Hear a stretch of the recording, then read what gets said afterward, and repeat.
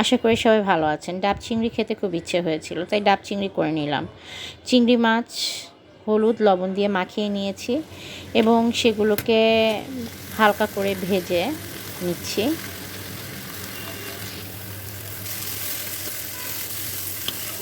ভাজা হয়ে গেলে সেগুলোকে একপাশে তুলে রাখলাম। এরপরে কড়াইয়ে তেল দিয়ে দিচ্ছি।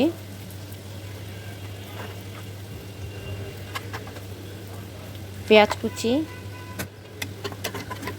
দিয়ে রসুন বাটা দিয়ে ভালো করে এগুলোকে হালকা করে ভেজে নিব। বেশি ভাজা ভাজা করব না।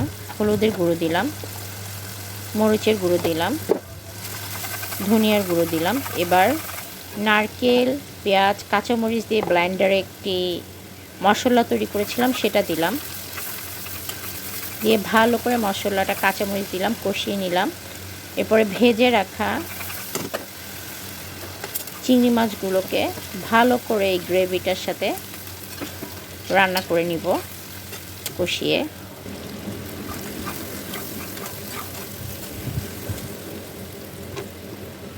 তারপরে ডাবের যে খোলটি আছে রেখে দিয়েছি পানির ভিতর থেকে বের করে, সেই খোলের ভিতরে মাছ এবং মশলা সব দিয়ে দিব। এরপরে ডাব চিংড়ির প্রধান যে আকর্ষণ, এই মশলাগুলো দেওয়া হলে পরে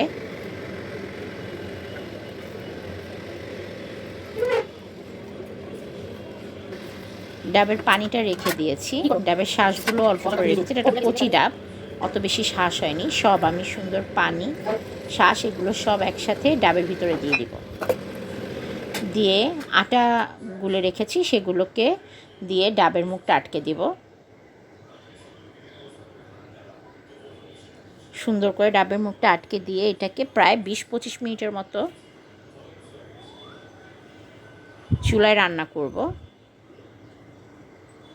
চিংড়ি মাছটাকে আর খুলে রাখিনি, এটা একটা বাটিতে রান্না শেষে ঢেলে নিয়েছি। এই তো এভাবে রান্না করলাম ডাব চিংড়ি, খেতে ভালোই লেগেছে। আজকে জুম্মাবার ছিল, আরও অনেক কিছু রান্না করেছিলাম, আলহামদুলিল্লাহ। ডাব চিংড়িটা অনেক দিন ধরে খেতে ইচ্ছা করছিল, তাই করে নিয়েছিলাম। এই তো দুপুরে যা ছিল তাও দিয়ে দিলাম। সবাই আমার জন্য দোয়া করবেন। আসসালামু আলাইকুম।